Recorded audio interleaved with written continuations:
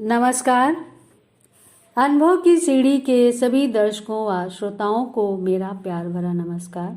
दोस्तों, सप्ताह की पुस्तक के रूप में आज हम जिस कृति की बात कर रहे हैं उसका नाम है काले दिन और जिसके लेखक हैं वरिष्ठ साहित्यकार बलराम अग्रवाल। मित्रों, कोरोना काल की भयावहता ने पूरे विश्व को प्रभावित किया। साहित्य जगत भी इसकी चपेट से नहीं बच सका। इस कालखंड में हमने अनेक मूर्धन्य साहित्यकारों को खो दिया, जिन्हें हम कभी भुला नहीं पाएंगे। इस विघटनकारी और विषम परिस्थितियों से जूझते हुए भी बहुत से साहित्यकारों ने अपनी कलम को धार देते हुए अपनी रचनात्मकता को बनाए रखा और कोरोना काल को केंद्रित करते हुए सृजन कार्य किया। इसी कड़ी में साहित्यकार बलराम अग्रवाल का लघु कथा संग्रह काले दिन भी प्रकाशित हुआ। 2021 में दिशा प्रकाशन दिल्ली द्वारा प्रकाशित इस कृति के पेपरबैक संस्करण का मूल्य 125 रुपये मात्र है। सरसों के फूल, जुबैदा, पीले पंखों वाली तितलियां और तैरती हैं पत्तियां इत्यादि कृतियों के रचनाकार बलराम अग्रवाल इस कृति के शीर्षक के संदर्भ में लिखते हैं, विघटन के गत दौर में बेशक बहुत लोगों ने अनगिनत लोगों की अनेक तरह से सहायता की, मानव मूल्यों को जीवित रखा, लेकिन इस कालखंड का बड़ा हिस्सा कपटपूर्ण, काला और भयावह ही रहा। इसलिए इस किताब का नाम काले दिन रखने का मुझे अफसोस नहीं है। समय और समाज के यथार्थ को रेखांकित करने वाली इस कृति में लेखक की 98 लघु कथाएं संग्रहित हैं। बतौर भूमिका वे कोरोना काल के काले और डरावने दिनों में व्याप्त भय को चित्रित करते हुए लिखते हैं, अस्पताल में मृत व्यक्ति का शव परिवार को न सौंपा जाना पहली बार हुआ। शव को आपात मस्तक पॉलीथीन में इस कदर लपेटकर शमशान पहुंचाया गया और जलाया गया, दफनाया गया कि उसका चेहरा तक देखने की अनुमति किसी को नहीं थी।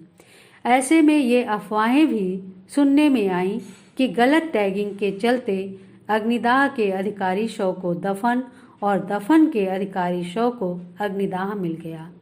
अब मुर्दा क्योंकि बोल नहीं सकता, इसलिए पर्दा पड़ा रहा।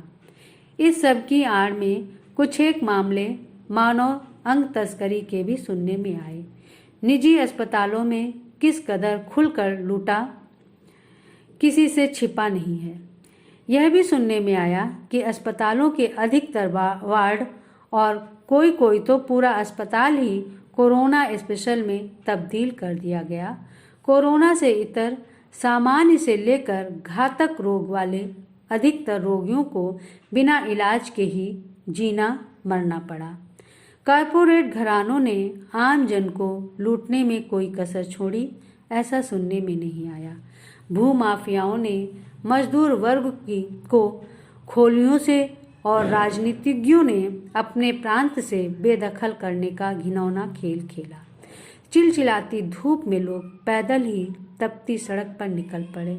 उम्र दराज बूढ़े और कम उम्र बच्चे कैसे चले होंगे, कहाँ दिन बिताया होगा, किस हाल में रात गुजारी होगी, युवतियाँ कैसे लुटेरों की नज़र से बची होंगी, कितने गिद्धों कितने भेड़ियों ने इन पैदल निरीहों को नोचा खसोटा होगा, इसका लेखा किसी के पास नहीं है। बादलों ने भी अति करने में कसर नहीं छोड़ी, रह रह कर बरसे, आंधियाँ आई और भूकंप भी। पैदल यात्रियों को कहाँ पनाह मिली होगी।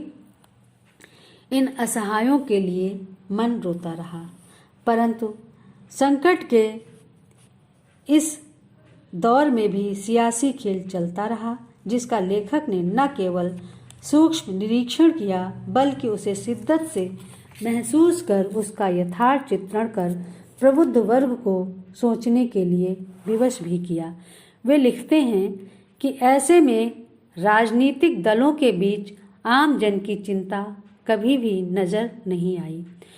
हर ओर कुर्सी पानी हड़पने और कुर्सी बचाने की घृणित चालें, निहायत गिरी हुई हरकतें।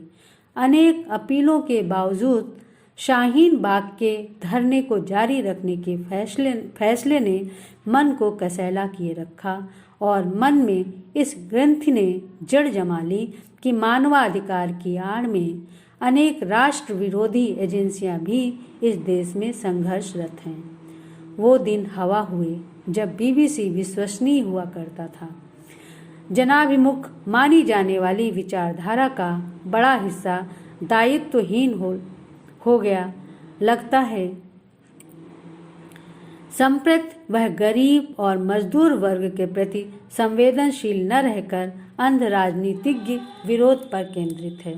बुद्धिजीवियों के एक बड़े तबके के लिए सच वह है जो राइटर से आए। राष्ट्र के सूचना स्रोत सिरे से अविश्वसनीय और संदेहास्पद क्यों हैं? विश्वसनीय सूचनाओं का संदेहास्पद में और संदेहास्पदों का विश्वसनीय सूचनाओं में बदल जाना चिंता का विषय है। इसी का लाभ उठाकर विघटनकारी ताकतें एकजुट हैं। डर का माहौल तैयार कर एक ओर वे समुदाय विशेष के ध्रुवीकरण का घिनौना खेल खेल रही हैं, तो दूसरी ओर अन्य समुदायों को गंगा जमुनी तहजीब सिखाने, सहिष्णु बने रहने का पाठ पढ़ाकर भावनात्मक स्तर पर कमजोर कर रही हैं। यह विघटित हो रहे हमारे सामाजिक चरित्र का आज के समय का आईना है। दोस्तों, हम इस संग्रह की 2 कहानियाँ पढ़ना चाहेंगे जिससे कि लेखक का जो विचार है, जो विवेक है, वो स्पष्ट हो सके। तो मैं 2 कहानियाँ पढ़ती हूँ संग्रह की। एक कहानी जो मैं पढ़ने जा रही हूँ उसका शीर्षक है कोरोना महानायक संवाद। आपका नाम क्या है भाई साहब? साक्षात मृत्यु बनकर सामने आ खड़े उस अदृश्य राक्षस से सदी के महानायक ने पूछा। कोरोना। कोरोना भाई साहब, आप किसकी प्रसन्नता के लिए इस महामारी का कारण बने हुए हैं? अपने जनक की प्रसन्नता के लिए। कौन है आपका जनक? आपको इससे क्या? मत बताइए, पर एक काम जरूर कर दीजिए। क्या? जिनकी खुशी के लिए इतनी भागदौड़ कर रहे हैं, अपने उन जनक से एक बार पूछ कर आइए कि सारी दुनिया को मारने के बाद जब आप वापस पहुंचोगे तो क्या वह आपको अपना लेगा? इस सवाल पर कोरोना चुप रह गया। वाल्मीकि सप्तर्षि प्रसंग उसने सुन रखा था। अपने जिस जनक की खुशी के लिए वह मारामारी बना हुआ है, लौटने पर वह उसे नहीं अपनाएगा, जानता था। हारा हुआ सा महानायक के पास से तो लौट चला, लेकिन वह रत्नाकर नहीं था। राक्षस पिता की पैदाइश था। चरित्र को बदल नहीं पाया, जुटा रहा। इसी की एक और कहानी जिसका शीर्षक है मुक्ति संघर्ष।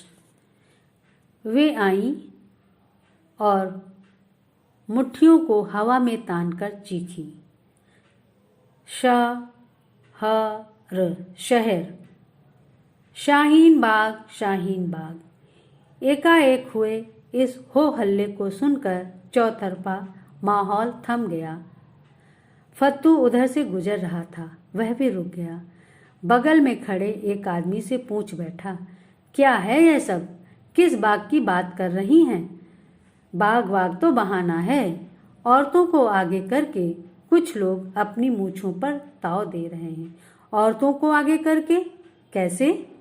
ऐसे कि जिस कौम के मर्दों ने सदियों औरतों को घर में बंद रखा, दबाव बनाकर उन्होंने ही उन्हें सड़क पर उतारा हुआ है। मुद्दा क्या है भाई? मर्दों का मुद्दा तो निहायत सियासी है। अलबत्ता इन औरतों का मुद्दा अपनी जगह एकदम सही है। वह क्या है? घर बचाओ और क्या, दबाव में ही सही, बाहर का रास्ता तो देखा, आज़ादी भी पा ही लेंगी। देर सवेर फत्तू बुदबुदाया और चल दिया।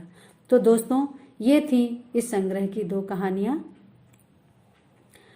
और अब हम आप सबके लिए लेखक का फ़ोन नंबर दे रहे हैं ताकि आप इस पुस्तक को प्राप्त कर सकें। लेखक का मोबाइल नंबर है 8826499115। मोबाइल नंबर एक बार फिर सुन लीजिए, 8826499115। दोस्तों, इसी के साथ हम अब विदा लेते हैं। हम अगले सप्ताह फिर मिलेंगे एक नई पुस्तक के साथ। तब तक के लिए धन्यवाद, बहुत बहुत आभार। आपको हमारा ये कार्यक्रम कैसा लग रहा है? अपनी प्रतिक्रियाएं हमें अवश्य दें। हमारे चैनल को सब्सक्राइब करें, शेयर करें, कमेंट्स करें और लाइक करें। एक बार फिर बहुत बहुत आभार, धन्यवाद।